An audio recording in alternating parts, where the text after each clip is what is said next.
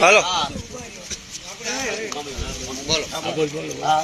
અમારે આજ આખા ગામની અંદર મૂર્તિ પ્રતિષ્ઠાનો કાર્યક્રમ હતો।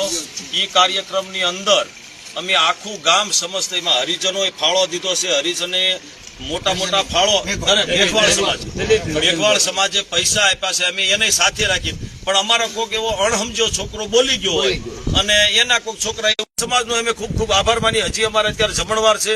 એ સમાજ બેનું દીકરીઓ બધા અમારી હારે જમશે, અમે એની સાથે જમવાના છીએ અને વાત અહીં પૂરી થઈ છે।